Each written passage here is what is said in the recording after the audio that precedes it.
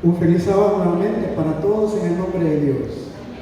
Quiero decirles de que hoy cerramos la última semana de Don Profético con el tema los 3 tiempos de angustia y el cierre de la gracia. El texto que acabamos de leer se divide en 3 partes. Cuando dice la primera parte, en aquel tiempo, está dando contextualmente un nexo con los acontecimientos descritos en el capítulo 11 del verso 40 al 45. Esto generará un tiempo que se le conoce como tiempo de angustia previo al cierre de la gracia. La sierva de Dios en el libro de Primeros Escritos lo denomina como corto tiempo de angustia, donde se estará desarrollando la etapa final de la predicación del mensaje del tercer ángel antes de que se cierre la gracia y caigan los juicios de Dios. Poco a poco lo vamos a ir desarrollando. La segunda parte del versículo, cuando dice: se levantará Miguel, el gran príncipe que está de parte de los hijos de tu pueblo, es una alusión directa al cierre del tiempo de la gracia. Cristo ahora está entronizado, según Hebreos capítulo 4, verso 16, en un trono llamado trono de la gracia. El acto de levantarse, Miguel, uno de los calificativos que describen a Cristo, es cuando Él termina su oficio de intercesión, mediación y purificación del santuario. En ese momento se cierra la gracia y caen 7 postreras plagas sobre la humanidad que rechazó la gracia y la misericordia divina. Quiero decirle que en este tiempo se reconoce o se denomina como el gran tiempo de angustia. Y ese es general. Todos los que estén vivos van a experimentar la escasez de alimento, la escasez del agua, el recalentamiento peor del que ahora experimentamos, tal como está descrito en capítulo 16 del libro de Apocalipsis. Y ahora, en la parte final del texto dice: y será tiempo de angustia cual nunca fue desde que hubo gente hasta entonces, pero en aquel tiempo será libertado tu pueblo, todos los que se hallen escritos en el libro. Cuando dice será libertado tu pueblo, lo que está dando a entender Daniel es que la última etapa del tiempo de angustia que experimentará también el pueblo de Dios. ¿Cuál será esta angustia? Se denomina tiempo de angustia de Jacob, en donde habrá un decreto de muerte, en donde por todo punto geográfico de la tierra, turbas enardecidas se lanzarán, suspirando anhelos de matar y exterminar a los santos de Dios. El decreto será universal. Eso obligará a los santos a orar día y noche por su libramiento. Y a esto le llamamos el tiempo de angustia de Jacob. En esta oportunidad vamos a desarrollar brevemente estos 3 tiempos y luego nos vamos a ubicar en el cierre, a lo que será el fin del tiempo de la gracia. Los invito a leer Daniel capítulo 11, del verso 40 al 45. En lo que su servidor está desarrollando el contenido del párrafo, usted puede ir viendo los textos. En el verso 40 está resumido mucho tiempo histórico de cumplimiento en relación a un debate entre las fuerzas del rey del norte y la fuerza del rey del sur. Quiero decirle de que este debate entre estos 2 reyes están ubicándose basados en la ubicación geográfica de Israel en el mapa mundi. Al norte de Israel estaba Babilonia, la Babilonia imperial. Al sur de Israel estaba Egipto. Estos dos poderes, según Daniel 11 describe, iban a tener un antagonismo no solo en la época histórica, sino también en la época moderna. A raíz del rechazamiento de Israel, de nuestro Señor Jesucristo, como su Mesías, y de ser descalificado como pueblo elegido de Dios, según lo describía la profecía de Daniel, capítulo 9, del 24 al 27, Israel dejó de ser el pueblo elegido de Dios y los puntos geográficos pasan a ser símbolos de las aplicaciones modernas y aún en el futuro de este conflicto entre el rey del norte y el rey del sur. Ahora, ¿quiénes serían el rey del norte moderno y el rey del sur moderno? Si al norte estaba Babilonia imperial, ahora el símbolo en Apocalipsis capítulo 17 nos lleva a una Babilonia mística, a una Babilonia espiritual, a una Babilonia que concentra toda la religión falsa que ha caído en apostasía delante de Dios. Y por mucho tiempo en el pasado, la cabeza visible de ese sistema, representando a Babilonia mística, la tuvo el sistema del papado. Tuvo supremacía temporal, tuvo hegemonía temporal, según lo dice la Biblia, tiempos y medio tiempo, 1260 años. Sin embargo, el texto dice, al cabo del tiempo, el rey del sur contenderá contra él. Al cabo del tiempo da a entender la palabra que terminados los 1260 años, que era el tiempo de supremacía temporal del papado, un 11 de febrero de 1798, la Revolución Francesa, liderada por Napoleón Bonaparte, envió al general Luis Alexandre Berthier a quitarle el poder temporal al Papa Pío VI.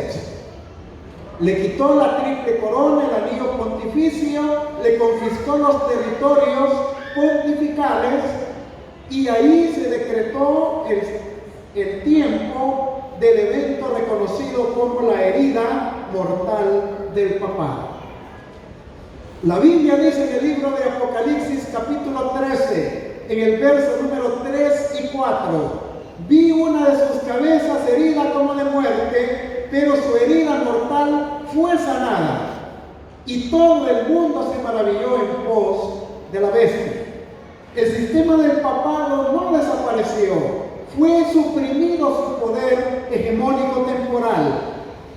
Sin embargo, un 11 de febrero del año de 1929, bajo un concordato de acuerdo de Letrán, se le concede al sistema del papado un territorio físico como un estado político independiente, y al Papa se le denomina de nuevo tanto jerarca de la Iglesia Católica como jefe de Estado del Estado llamado Vaticano. Los acuerdos de Letrán configuraron el sistema del papado a volver a resurgir en el escenario como una entidad política y a la vez religiosa. Ahora, del verso 40 en adelante, hay tres objetivos que tiene el sistema del papado que cumplir para recuperar la hegemonía temporal perdida que suprimió la Revolución Francesa. El contrincante del rey del norte, o Babilonia mística, o sistema del papado, es Egipto, pero ahora un Egipto espiritual. Y ustedes pueden buscar en el capítulo 11 del libro del Apocalipsis el símbolo de un Egipto espiritual que se lanza contra los dos testigos, que suprime también la religión y luego prácticamente prácticamente tira la herida mortal contra el papado. Pero ahora, Egipto de la Revolución Francesa caducó, pero sus principios e ideología desembocó en otro sistema ateísta llamado la Unión de Repúblicas Soviéticas Socialistas. Y en el mes de mayo de 1989 salió en los medios de difusión pública cómo el sistema del papado, aliado con Estados Unidos en la administración del Papa Juan Pablo II, con el presidente Ronald Reagan, se alían y derrocan a su tercer contrincante, que era la Unión Soviética. Y a eso le llamamos el cumplimiento histórico del primer objetivo, donde el rey del norte arrastra como un tsunami, como una inundación, al ateísmo representado por el rey del sur. Segundo objetivo revelado en el verso 41. Entrará a la tierra gloriosa, pero en ese momento muchos caerán, mas escaparán de su mano Edom, Moab y la mayoría de los hijos de Amón. Cuando dice entrará en la tierra gloriosa, usted tiene que ir al contexto. En el antiguo tiempo, cuando Israel fue el pueblo elegido de Dios, la tierra gloriosa fue Palestina. Pero en Apocalipsis 12 dice que cuando en la Edad Media la Inquisición estaba acabando al pueblo de los santos de Dios de aquella época, hubo un grupo que huyó al desierto, donde fue sustentado en ese tiempo de persecución.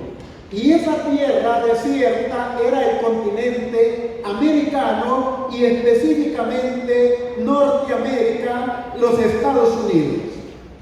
Desde ese momento Estados Unidos se convierte en la tierra de la libertad religiosa, de los derechos humanos, de la separación de iglesia y Estado, y de dar libertad de adorar a Dios conforme a los dictados de la conciencia individual. El Estado no legisla religión todavía hasta hoy. El Estado permite cualquier ejercicio libre de cualquier religión en ese territorio aún. Y en ese momento, el objetivo de entrar el papado a la tierra gloriosa sería cuando la Biblia profetiza de que aquella segunda bestia de Apocalipsis 13, que tiene cuernos semejantes a los de un cordero, representando los principios del Cordero de Dios que quita el pecado del mundo a través de ser la sede mundial de todas las naciones, de todas las misiones, mejor dicho, evangélicas del mundo. El acto en que la segunda bestia habla como un dragón, si tiene apariencia de cordero pero habla como un dragón, quiere decir que va a cambiar su filosofía y su voz a través de sus mandatarios y pronunciamientos legislativos no van a ser ya los de la libertad religiosa, no serán ya los de la libre conciencia, sino que seguirá el ejemplo del dragón perseguidor que perseguirá a los santos del Altísimo. En sus actos legislativos y judiciales, Estados Unidos promulgará leyes religiosas que violarán los derechos de la conciencia, y eso desatará contra el pueblo que guarda los mandamientos de Dios un tiempo de angustia, que les denominamos angustia previo al cierre de la gracia, o corto tiempo de angustia.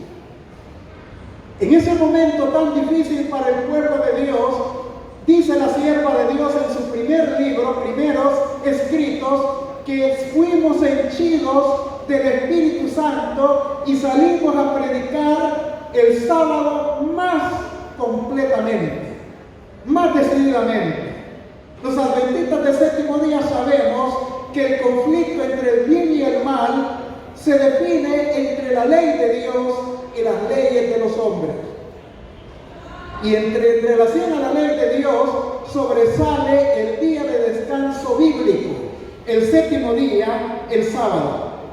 Sin embargo, el papado y el gremio protestante y aún las religiones no cristianas se van a aliar y van a obligar al mundo, encabezado por los Estados Unidos y luego todo punto geográfico mundial, a implementar una ley dominical. Y eso va a generar un conflicto específicamente contra los observadores de los mandamientos de Dios. Cuando dice el hebreo, entrará a la tierra gloriosa, no se refiere a una visita de amistad, como la que hizo en el año 2015. Aunque se dirigió al mundo a través de la ONU, el papado, no es ese el cumplimiento de este texto. El cumplimiento de este texto es cuando se planta, como poner un estandarte o una estaca que atestigua que ahora él gobierna ideológicamente a aquella nación que era la garante de la libertad religiosa. Y logre hacer una metamorfosis a tal grado que la filosofía y la legislación una la iglesia y el Estado en Estados Unidos y pronuncien leyes opresivas que violen la libertad religiosa. Ahí se cumpliría el segundo objetivo en Daniel 11:41. El fuerte pregón del tercer ángel será predicado paralelamente a ese tiempo. Y por eso dice el texto de que muchos escaparán de su mano, como cuando usted agarra con la mano mojada el jabón de olor en el baño y se le resbala. Los representados ahí como Edom, Moab y Amón son parientes de Israel, parientes del pueblo de Dios, pero a la vez, según el contexto histórico, son enemigos del pueblo de Dios. Si yo le pregunto a usted, ¿las religiones cristianas, católica y protestante son parientes de nosotros? Espiritualmente hablando, sí, porque creemos en el Cristo de la gloria. Tenemos un linaje a través de Cristo, pero a la vez estos poderes son hostiles contra el pueblo que guarda los mandamientos de Dios. En el fuerte pregón del tercer ángel, cuando se pregone salir de Babilonia, pueblo mío, para que no seáis partícipes de sus pecados, ni recibáis parte de sus plagas, en ese tiempo de angustia y de predicación poderosa del Espíritu Santo, muchos de los que están en Babilonia se escaparán del poder del sistema de la Babilonia espiritual y mística. Y ahí se cumpliría el verso también 41. Verso 43. Se apoderará de los tesoros del oro y de la plata y de todas las cosas preciosas. Esto es una alusión al cumplimiento de la parte final de Apocalipsis, capítulo 13, cuando dice de que tendrá tal control monetario universal que no se podrá comprar ni vender, sino únicamente aquellos que tengan la marca de la bestia. Quiere decir que el pueblo de Dios perderá activos, inmuebles, cuentas bancarias, perderá también herencias, perderá derechos y garantías. Y en ese sentido, amados hermanos, es un tiempo de angustia previo al cierre de la gracia, en el cual el pueblo de Dios tendrá que continuar manteniendo firme su fe y su confianza en que Dios lo libertará muy pronto. Ahora, la pregunta es, ¿cómo se va a lograr esto? En el conflicto de los siglos, página 413, la sierva de Dios dice: cuando las iglesias principales de Estados Unidos se unan en puntos comunes de doctrina e influyan sobre el Estado para que imponga los decretos e instituciones de ellas, entonces la América protestante habrá formado una imagen a la jerarquía romana y la inflicción de penas civiles contra los disidentes vendrá por sí sola. Ahora bien, vienen otras citas que le van delineando el panorama. Tenemos la de Apocalipsis 17:13. Todos los poderes se van a unir y luego van a decidir entregarle toda su autoridad a la bestia. El sistema del papado, según Apocalipsis 17:13, va a recuperar la hegemonía mundial y la supremacía perdida. Y acerca de esto dice el conflicto de los siglos 442. A medida que gana el terreno el movimiento en pro de la observancia obligatoria del domingo, los papistas se alegran de la seguridad de que ha de conducir por poner a todo el mundo protestante bajo el estandarte de Roma. Testimonio para la Iglesia, tomo 7, página 174.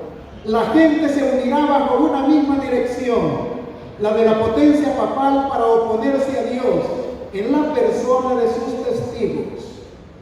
Conflicto de los siglos 579, cuando los Estados Unidos, el país de la libertad religiosa, se una con el papado para forzar la conciencia y obligar a los hombres a honrar el falso día de reposo.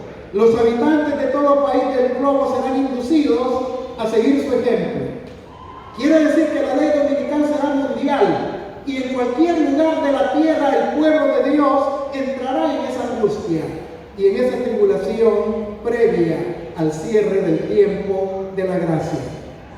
Una de las descripciones más panorámicas que hizo Elena de White es la que está registrada en Maranata, el Señor viene, página 215, y dice así: vi a nuestro pueblo en gran angustia, llorando, orando y reclamando las fieles promesas de Dios, en tanto que los impíos alrededor de nosotros se burlaban y amenazaban con destruirnos, ridiculizaban nuestra debilidad, se mofaban de nuestra insignificancia numérica, nos vituperaban con palabras concebidas para ofender profundamente. Nos habían quitado nuestros recursos, de modo tal que no podíamos comprar ni vender, y señalaban nuestra abyecta pobreza y nuestra agobiante situación. Si en verdad éramos el único pueblo del mundo que gozaba del favor divino, las apariencias indicaban en forma aterradora todo lo contrario.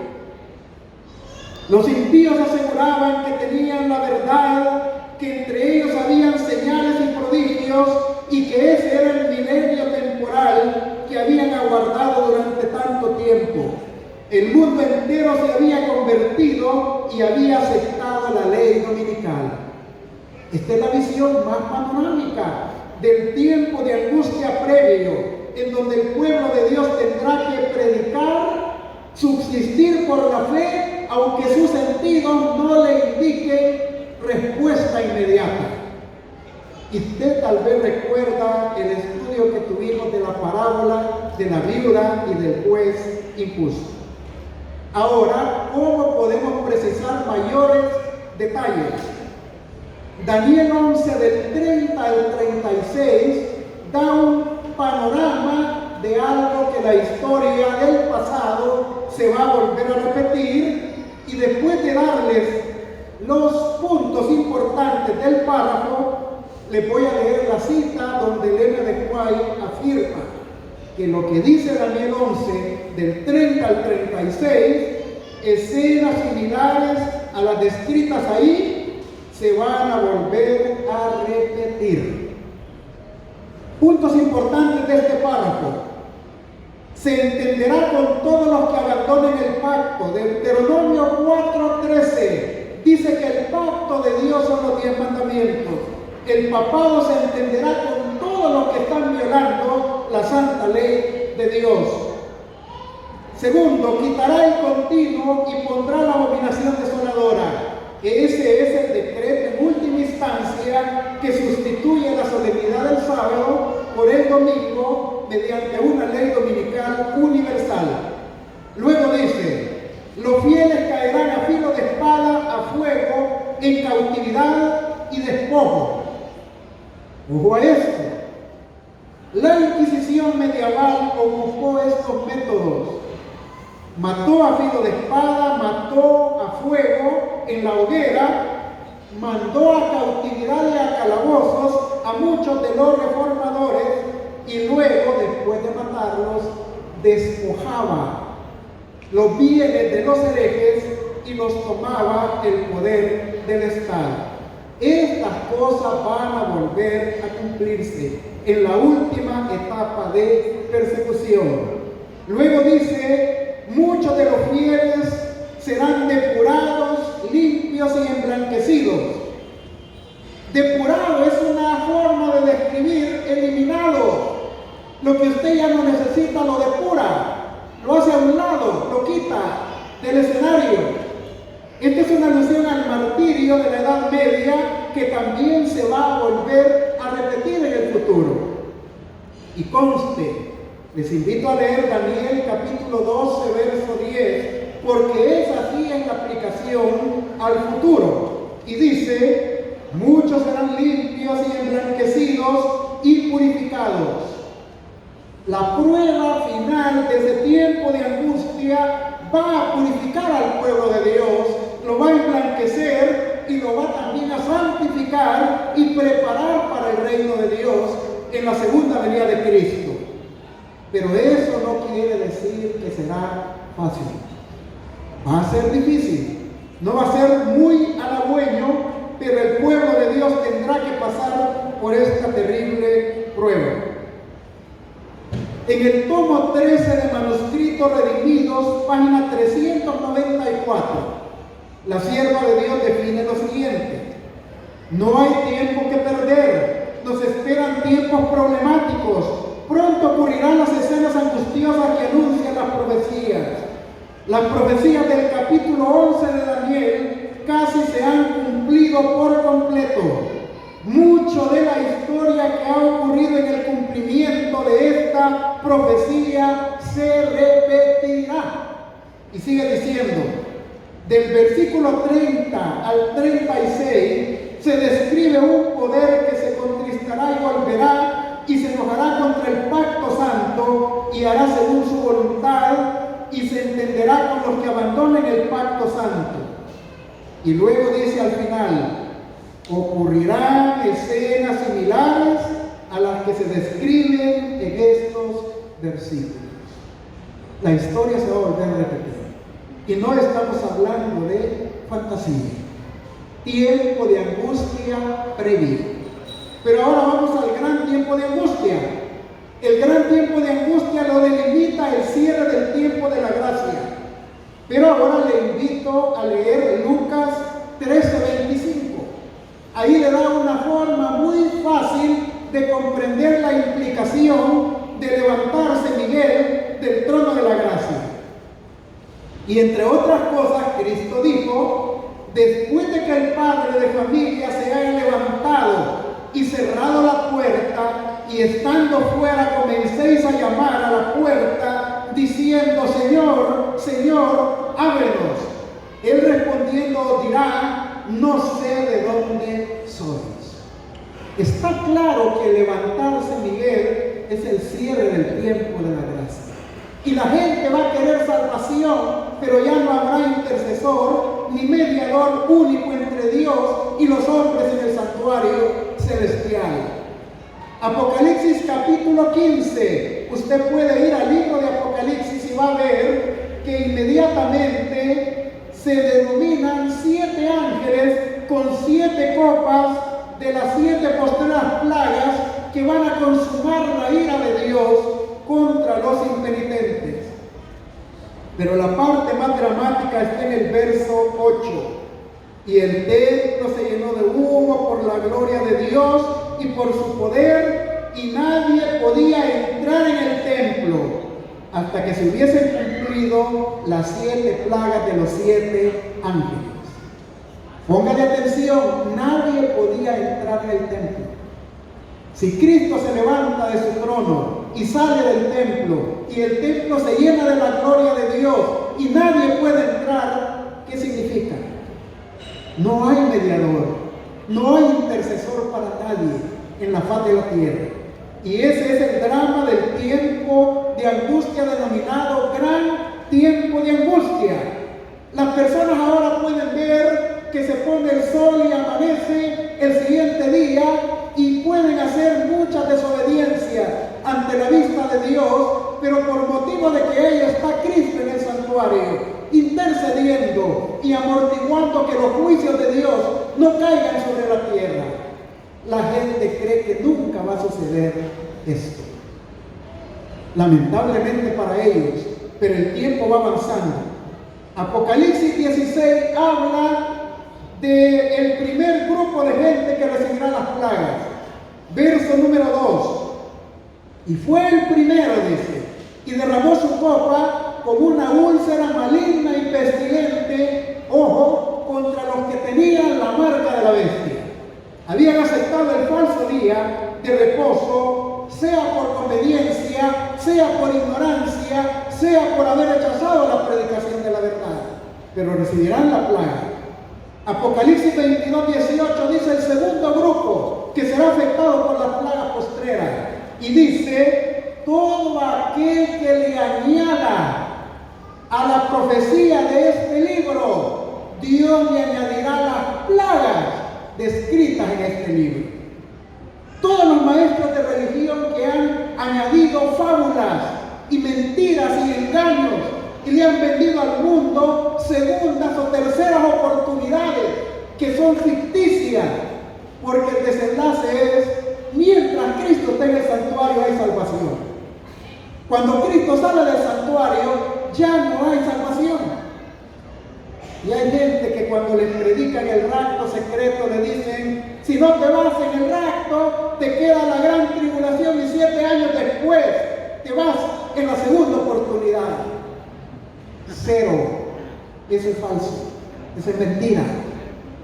Eso es añadirle a la Biblia lo que no dice. Y el Señor dice: los que le añadan, Dios les añadirá las plagas descritas en este libro. Así que los falsos maestros serán escenario especial del ataque de las plagas. Apocalipsis 18:4. ¿Qué dice ahí? Y oí otra voz del cielo que decía: salid de ella, pueblo mío, para que no seáis partícipe de sus pecados, ni recibáis parte de sus plagas. ¿Quién es el tercer sector que va a ser afectado por las 7 postreras plagas? Todos los que fueron advertidos, todos los que fueron amonestados con el mensaje del tercer ángel y descubrieron la falsedad de Babilonia, pero por algún motivo no rompieron relaciones con ella.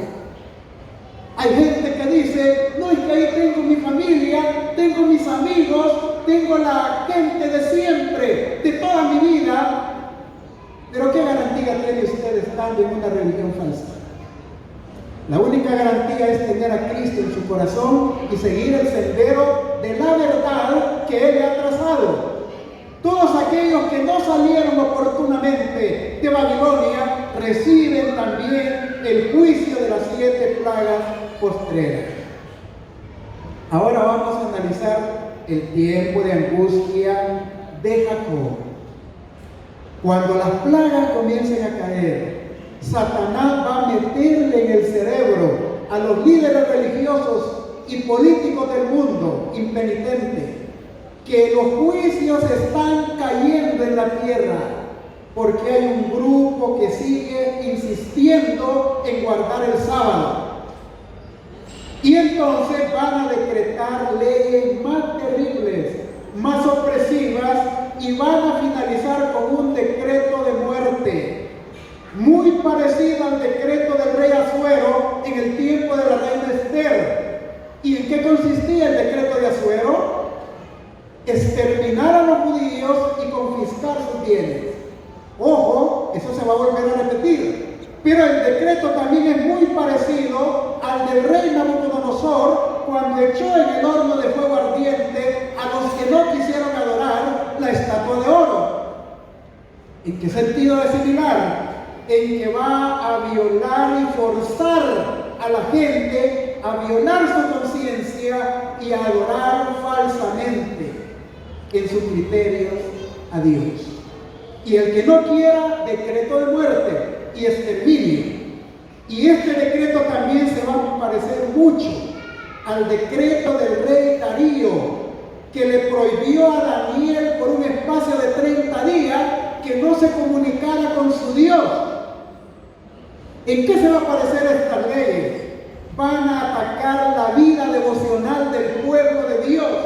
Pero Daniel no le importó que lo echaran al foso de los leones. Él volvió a abrir su puerta, su ventana rumbo a Jerusalén y oró como lo hacía siempre cuando no había ningún decreto. ¿Qué quiere decir esto para pueblo de Dios? Hoy, usted y yo tenemos que aprender a tener vida devocional con Cristo. Y que nada ni nadie nos aparte de Él. Amén. Ser adventistas en las buenas y adventistas en las malas. No ser adventistas de temporada como el cometa que aparece un tiempo cuando hay bonanza y se vuelve a desaparecer un tiempo cuando hay escasez. Si usted quiere subsistir en el tiempo final, usted tiene que aprender a ser firme en su convicción espiritual en las buenas y en las malas. Y experimentar aún por la fe y por amor a la verdad y a Dios ese tiempo de angustia que no será tan fácil. Se van a repartir panfletos en todo el mundo, decretando un día y una hora. Y a la medianoche la gente quedará libre de exterminar a los guardadores del sábado si no desisten de obedecer el mandamiento de Dios. Todo eso se va a volver a repetir. La sierva de Dios en Testimonio para la Iglesia, página 426 y 27 dice: como el acercamiento de los ejércitos romanos fue para los discípulos una señal de la inminente destrucción de Jerusalén, esta apostasía podrá ser para nosotros una señal de que llegó al límite de la tolerancia de Dios, de que nuestra nación colmó la medida de su iniquidad y de que el ángel de la misericordia está por emprender el vuelo para nunca volver. Los hijos de Dios se verán entonces sumidos en aquellas escenas de aflicción y angustia de Jacob. Conflicto de los siglos 614 a los 619. El pueblo de Dios, algunos en celdas de cárceles, otros escondidos en ignorados escondrijos de bosques y montañas, invocan aún la protección divina, mientras que por todas partes compañías de hombres armados, instigados por legiones de ángeles malos, se disponen a emprender la obra de muerte. Sin embargo, el tiempo de angustia será cortado por amor de los elegidos. Los centinelas celestiales, fieles a su cometido, siguen vigilando, por más que un decreto general haya fijado el tiempo en que los observadores de los mandamientos puedan ser muertos. Sus enemigos en algunos casos se anticiparán al decreto y tratarán de quitarles la vida antes del tiempo fijado. Pero nadie puede atravesar el cordón de los poderosos guardianes colocados en torno de cada fiel. Algunos son atacados al huir de las ciudades sirias, pero las espadas levantadas contra ellos se quiebran y caen como que si fueran de paja, y otros son defendidos por ángeles en forma de guerreros. Una gran liberación para el pueblo fiel. Eso debería ser uno de los incentivos. El Rey de Reyes ganará la batalla. Si usted está de parte de Él y es fiel, vencerá en el conflicto con la ayuda del Señor. Pero ahora yo quiero centrarme en los últimos minutos que tengo, en el cierre del tiempo de la gracia. Los adventistas por mucho tiempo hemos enseñado que hay dos relojes que corren. Uno es el reloj biológico de su vida y la mía. Cuando usted comienza a nacer, por causa del pecado también comienza a morir. Y cuando se muere, se detiene el reloj biológico. Y se acabó el tiempo de prueba. Y se acabó la gracia para usted y para mí. Y ya no podemos hacer cambios ni reformas. Las buenas intenciones pierden su valor si nunca se llevan a la conclusión o a una realidad contundente. A veces nosotros estamos acostumbrados a llamado tras llamado, a sermón tras sermón, a ruego, a súplica, a exhortación, y nos arrobamos un momento, pero después se nos olvida que tenemos que mantener nuestra rectitud y nuestra ortodoxia delante de Dios todos los días de nuestra vida. Y cuando se cierre la gracia, hermano, al morir se acabó la oportunidad de salvación. Nadie podrá hacer nada ni por usted, ni por los que quedan vivos tampoco. El segundo reloj es el reloj profético. El reloj profético marca que Dios en su calendario tiene un día y una hora establecido para que Cristo abandone el santuario y acabe la mediación. En ese momento toda la humanidad que se quede viva, no va a percibir que ya no hay intercesor ni mediador, porque va a ver que el día amanece y se pone el sol en la noche y va a creer que todo sigue igual. Pero ya no hay nadie que amortigue. Y hay una nota muy triste en esto, hermanos. Ahora, con el intercesor que está en el santuario, nuestro Señor Jesucristo, se amortigua la recriminación de la conciencia culpable. Pero cuando Cristo abandona el santuario, la conciencia culpable va a despedazar a muchos. Y van a correr, como dice Amós, capítulo 8, verso 11 y verso 12, de norte a sur, de oriente a poniente, buscando un predicador que le dé una promesa de escapar de esa angustia. Y nadie va a ver, porque la gracia se ha cerrado. Y entonces estas personas que descubran tardíamente que están perdidos, van a experimentar una agonía como la que Cristo sufrió en el Calvario, cuando Él exclamó: Señor, ¿por qué me has abandonado? Van a sentir el peso de la culpa y ya no hay bálsamo que pueda ayudarles. Voy a terminar con esto. Algunos vamos a precipitar los juicios antes de tiempo. Ejemplo bíblico: cuando Dios vio la maldad del mundo, delimitó 120 años para los antediluvianos. Y todavía llegó el año 119 y el último día para coronar el 120, y la gente nunca se interesó por hacer los arreglos con Dios. Y vinieron los juicios del diluvio universal.